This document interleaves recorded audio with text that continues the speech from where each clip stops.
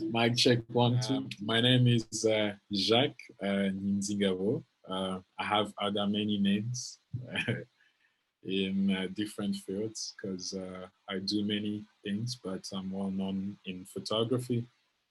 Um, I do documentary photography, but focusing on people's stories and also in spaces. I'm based in Kigali, and I'm also the director and the founder of Kigali Center for Photography. It supports photographers, local photographers, to have access for, to any related photography activity. It can be exhibitions, workshops, trainings, courses, any news or any opportunity about photography, and then also for those who love photography, we have other activities they can be engaged in. Being straight, yeah, I do a lot, and I'm based in Kigali. I'm very happy to be here and to be interviewed by Tiffany, a good friend, been a while now. Jacques, where do we start? Yeah, so we start with this image we have here. Can you see it?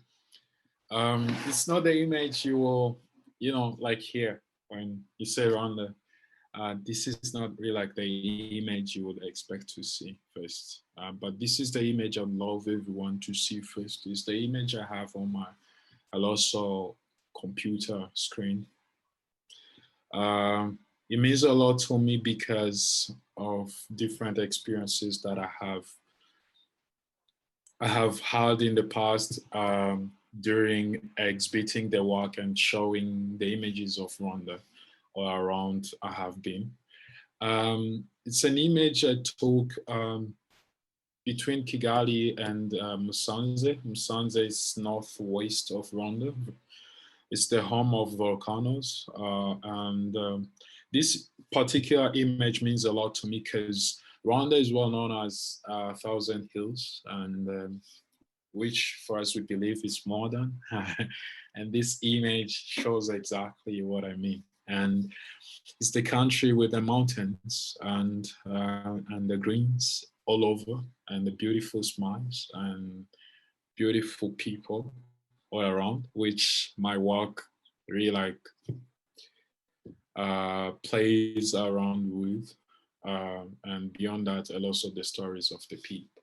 Yeah, that's what this image, particular image, I wanted to share with you guys. But today is not, I'm not going to spend too much on this image. I have more to talk about, but Tiffany, you have any question?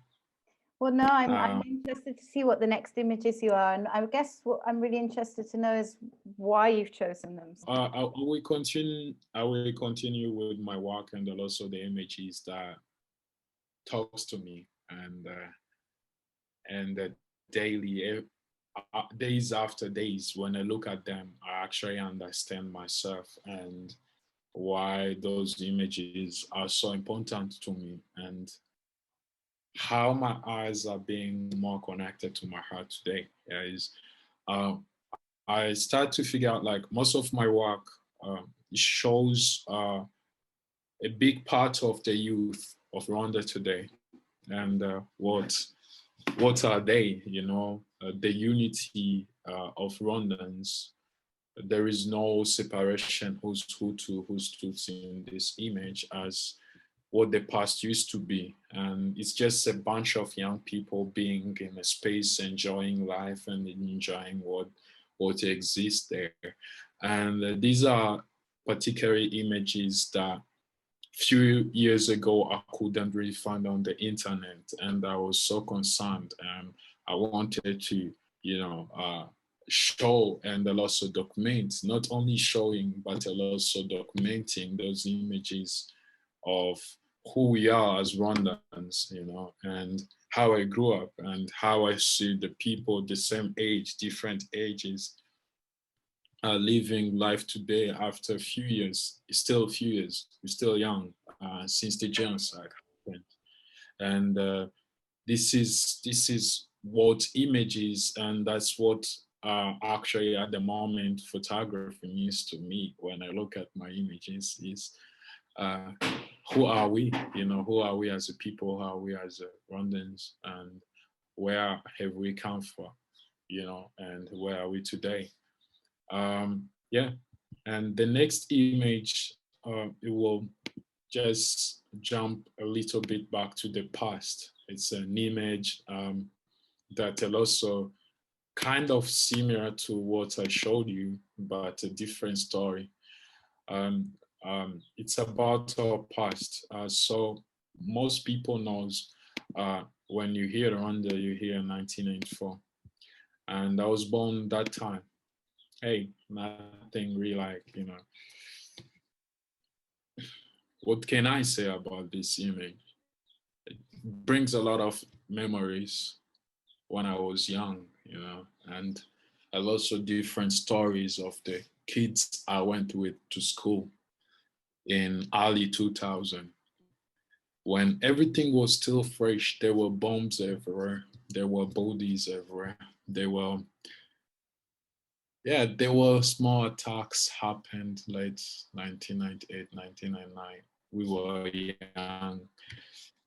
And then boom, 2004, 3.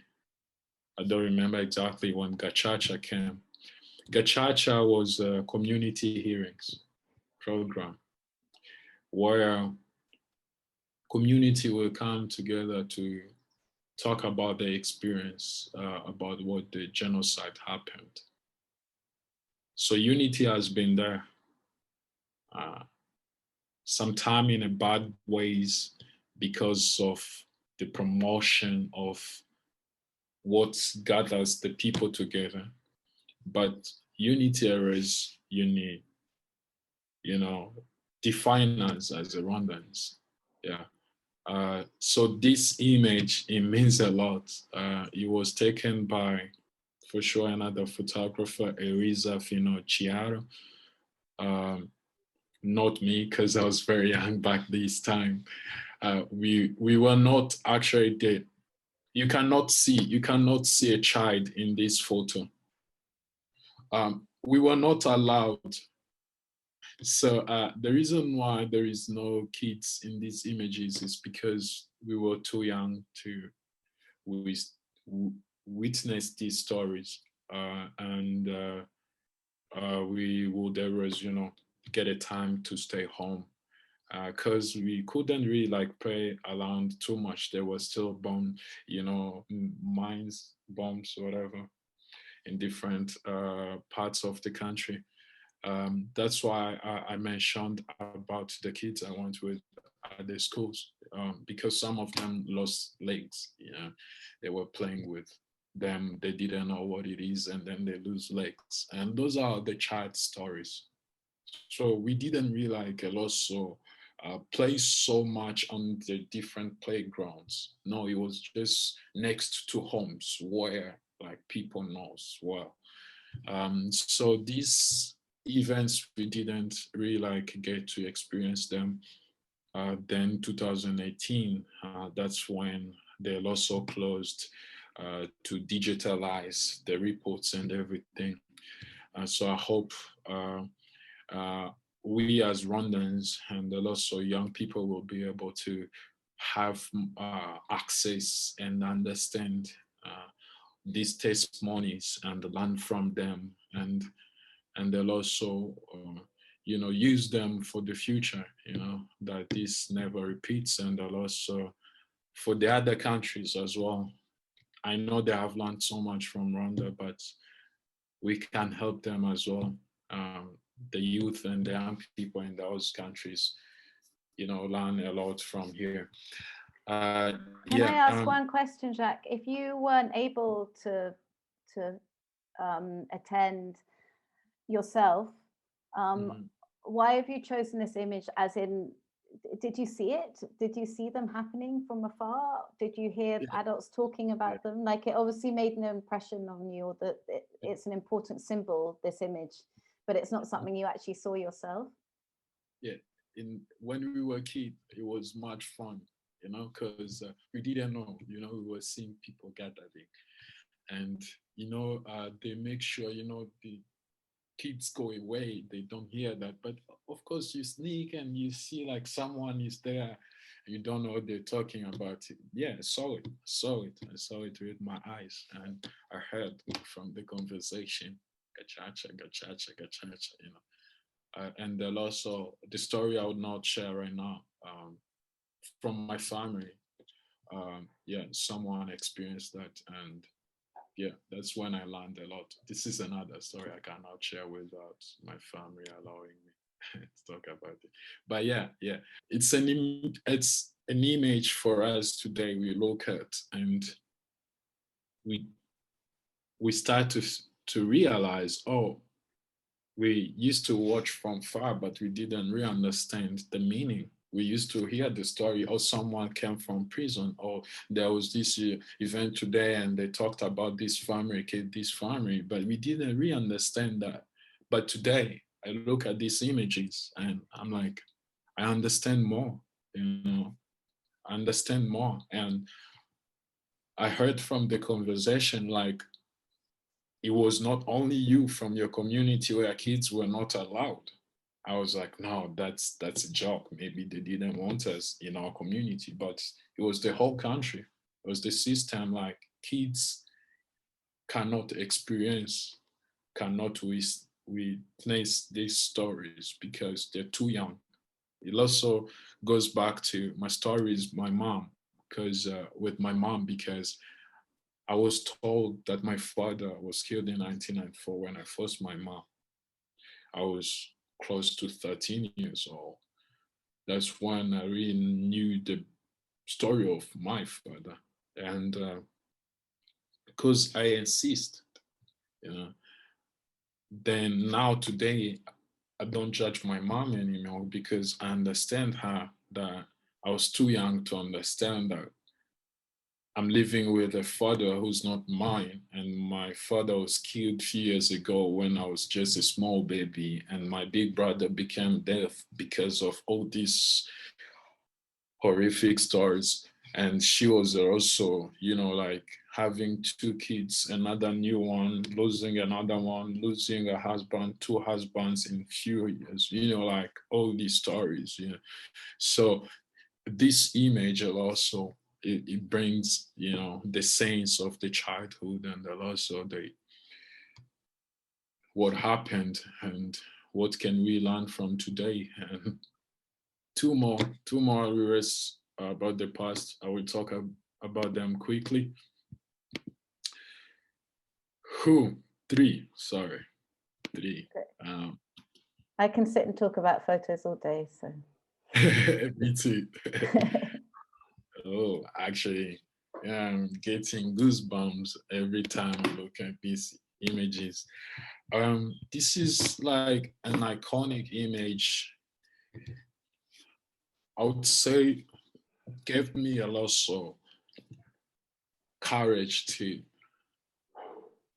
document, to learn about the past, and also to document today. When I was searching for images about Rwanda, this image kept coming, kept coming, kept coming around, and it disturbs my eyes, but also, I feel, it takes me there, like, oh, like humans, like what, like how can you reach on this level, like, to me, like, this image makes me cry because I was told it. I was told exactly how my father was killed. It's the same way. He was cut in different parts of his body. That's why this image pushed me a lot. Like, it stands for me, for my country, for my father, for whoever, you know. But there is also what we should learn from here. It's not just the pain and the past. We look at and we just jump out and sleep. It's something to learn from. and they'll also see we humans how devil we can be, and fight that devil inside us, You just telling me like you want, there was announcement on the radio and they told you get machete and kill your neighbor. No, it's something, you grow with. It comes from, where you grow up, how they taught you, the hate they put in you, So we should learn from these images, and as a parents out there, as a people, as everyone, they should teach their kids from the kids actually. Let's not start from the politics, from the kids we raise, let's not teach them hate, teach them love, understanding why we exist. Because look, people used to say depression is for white, and today everyone started to realize actually depression exists for everyone, and white and black doesn't exist, because we all under like one body, under one planet, So we should learn from those small things that we didn't care about in the past, and they grew, and today it took all over the continent. Most of the youth on the continent are so depressed and not really understanding why, and it's the effects of different things, different events that happened to our life in the past. You would imagine me sitting here, what if I become a father, for example? Who should I learn from? Because I never had a father. The mistakes I make, who should I put them on? My mother? Who? So, and who caused that? Those few things we should learn from them. That's what we should learn from these images, not just look at them and say, oh, it's so disturbing, oh my God, what happened? What a horrific event happened there. Oh my God, I want to go there and see how the life is today. No, just learn from small things. Learn from that smile. When you land in this country, you get from the people, and that smile, it doesn't come in a second. It was taught, it came slowly. Yeah. It's because of the love growing us. And that image, Jacques, is an image that's been seen all over the world. Yeah. Are people in Rwanda familiar with those images? Do people see them? Are they in the media or the press, or are they ones that are just been seen more internationally? I understand why they would not publish these images, this kind of particular images locally.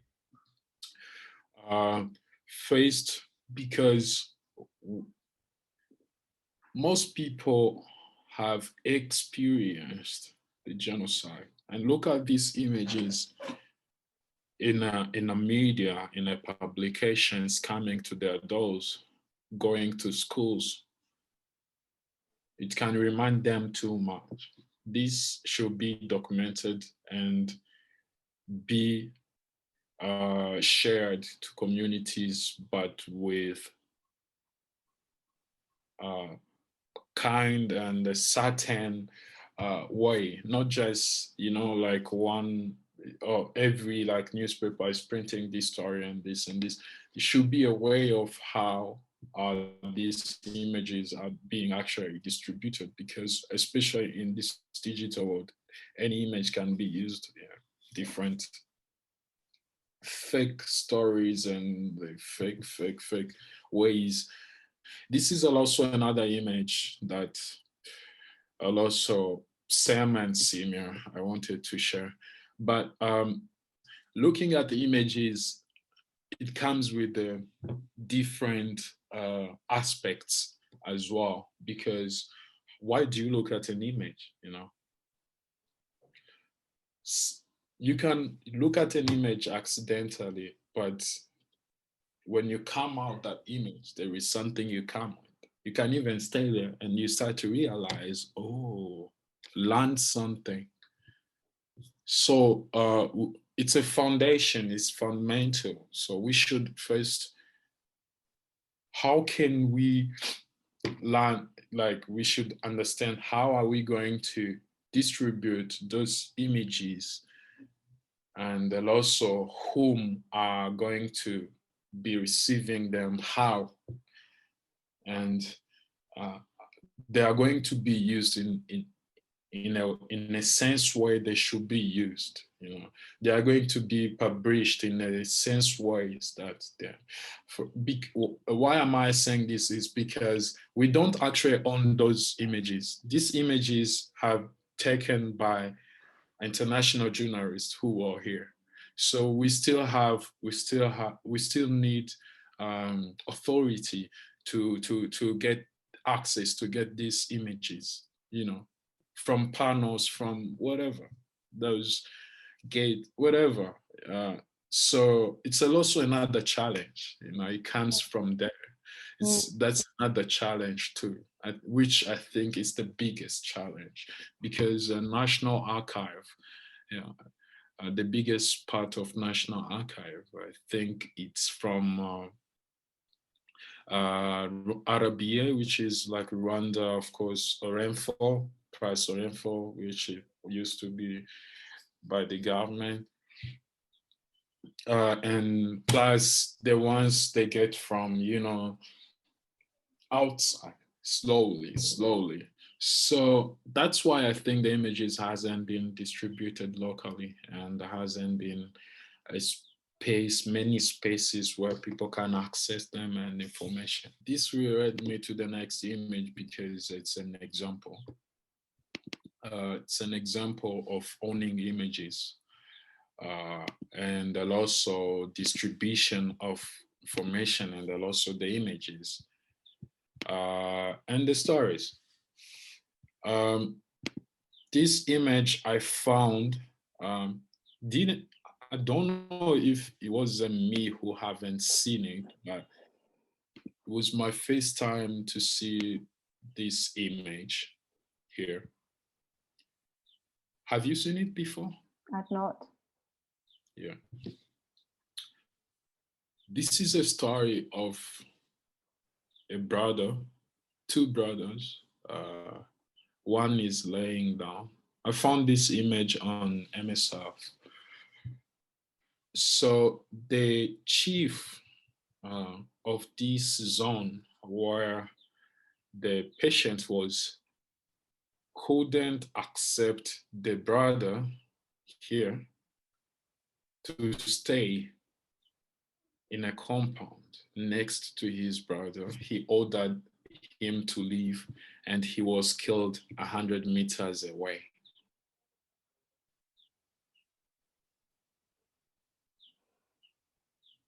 So this is in a hospital where the brother is being treated? Yeah.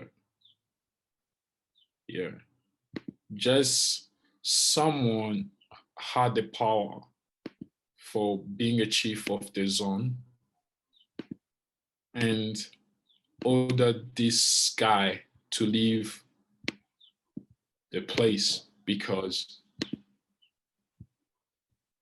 I don't know, hate, or I don't know. This is an image that also refers back to what we were talking about of owning an image, and also this image, this is a story we should learn from as people and young people here, but we don't own the image. We didn't own the image so that we can have access to these kind of stories. Because there are stories that has been shared by survivors, but there is also watchers, those who experienced, those behind cameras, behind desk of UN and other international agencies that were here, families that were here, hotel managers that were here, investors that were here.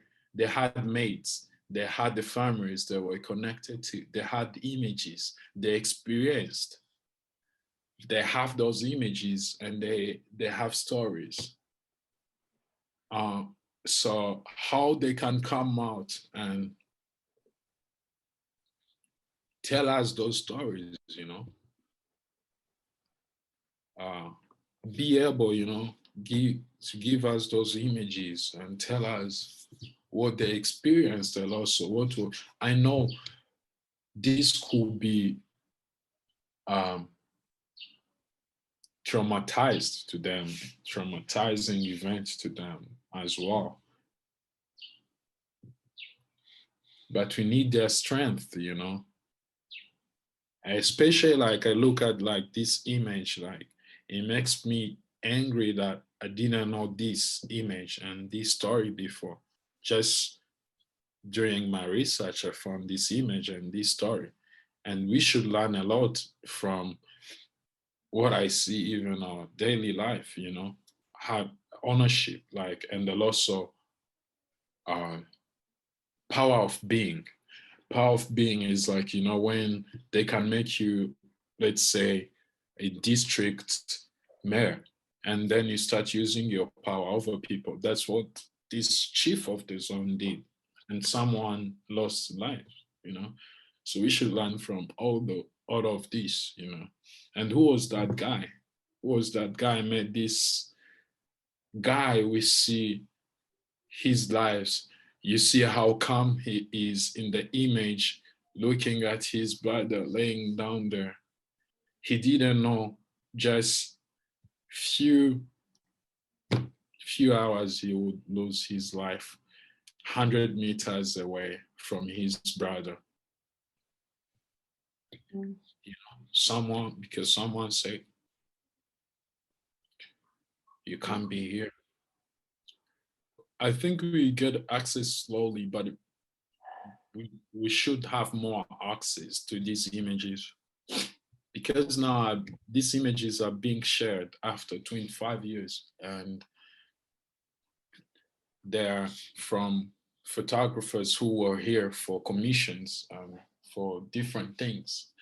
And how, as the government or those photographers, or how can we create partnership or ways that we can bring back those images and the stories and archive them, and also people here can have access to those stories, those also not really like stories, but witness, I would say, yeah, ownership. I think has been one of the challenging big challenges, because we didn't really have our own, uh, documenting what was happening, because documenting is not only about documenting, is not a bad thing. It's showing what is happening so we can learn, and we can also inform people to stop at that moment what is happening. Yeah. So the media we had that could do that, it was just, making people to be engaged into the events, shame on us, and and yeah, shame on us. I will jump next to few images that I don't think this image I shared before so much on the internet, because I kept it a lot on my computer, but it means a lot when I talk about Rwanda. Yeah. And this is Rwanda before COVID. Hey, something else came. It's called COVID. And now everything is like, yeah, before COVID, before we put this mask on. Um, this is inside Chimisaga shoe market. These are shoemakers. A big smile from a guy who was waiting for his shoe to be fixed.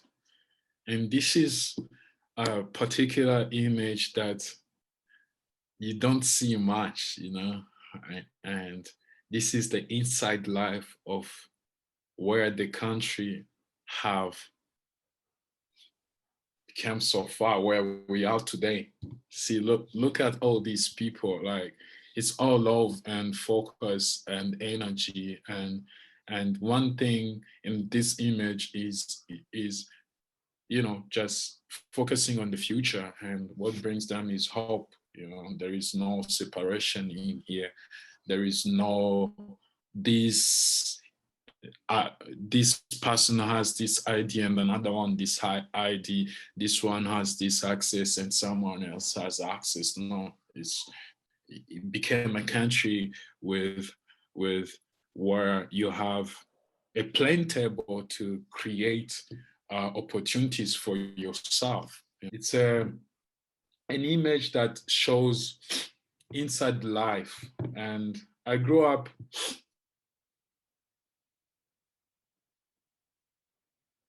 in photography, looking to Santo from South Africa. So I could see his images from apartheid in South Africa. And I was like, oh my God, you know, if I was like next to him, you know, like what could I capture?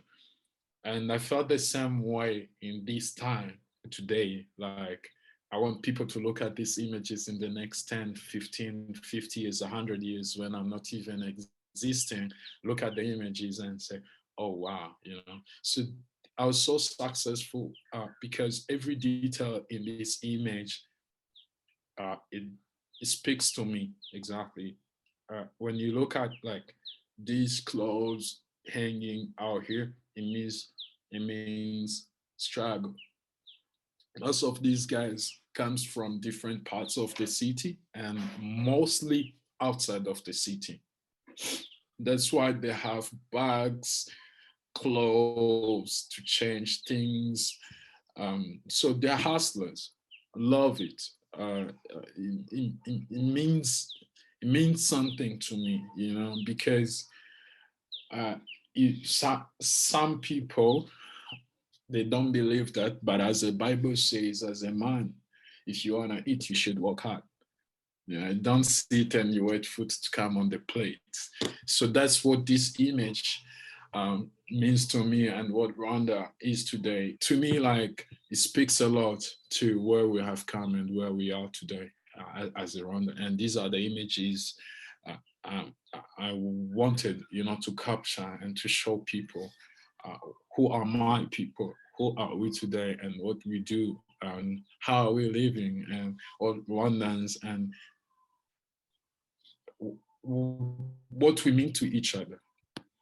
Yeah, it's a second-hand shoe market. So these guys, if there is a shoe that has an issue, they fix it.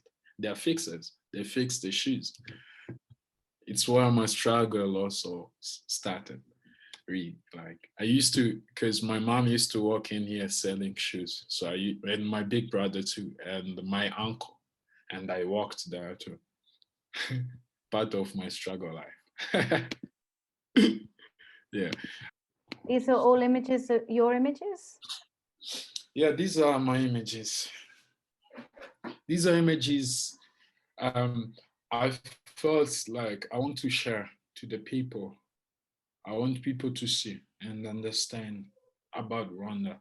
I didn't want to just show landscapes and how beautiful it is. I wanted to connect people and Rwanda, because Rwanda is people as well. Yeah. When you look at this image, is beautiful smiles, 4 5 men close to each other, smile, just speaking to someone, talking to someone. I love it. It's the image I feel like I want to share. These are guys you find near the New Moderns markets, where they carry things from shops to cars.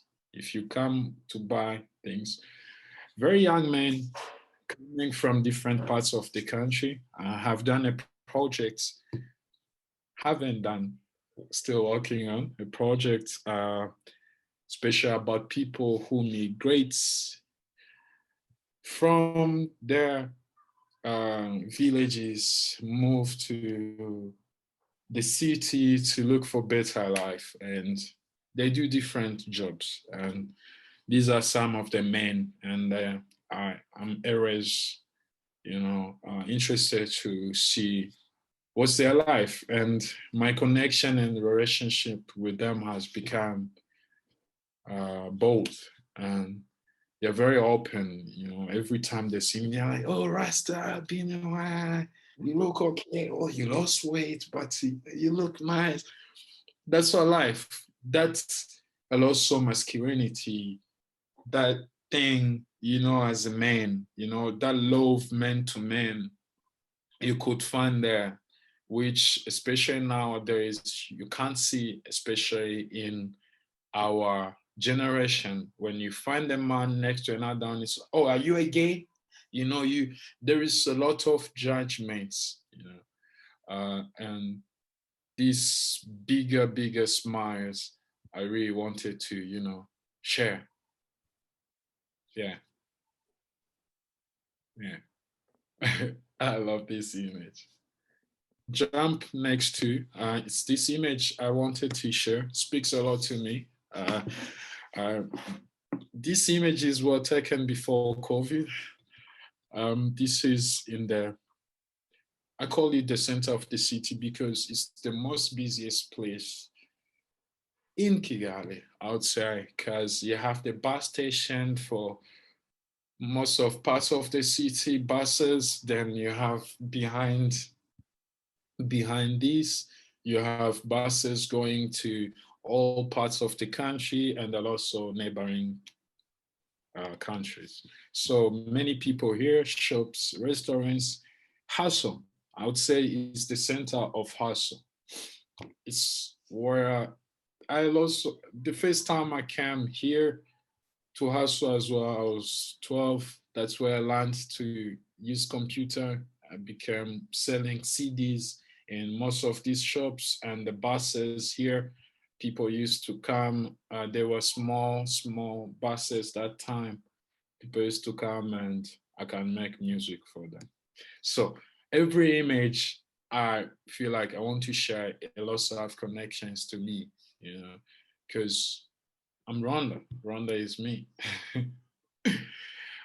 The image I wouldn't really like stop to share this one. So I didn't want to share only beautiful smiles and faces only, and also mountains. I wanted to share what we own. Don't be surprised if this building is owned by one single person. That's how Rwanda is being developed. And this is not in Kigali. Don't be surprised. This is in another city called Musanze, the home of volcanoes, and it's in the city center. I wanted to share this image: two women next to a taxi, and there are also shops in the back, plus a lot of clothes, and yeah, cyber cafe back there as one of the big businesses. And the reason why I wanted to share this image is the details of this image. It's not just only the beautiful building and the blue and the shadows and everything, but also the details.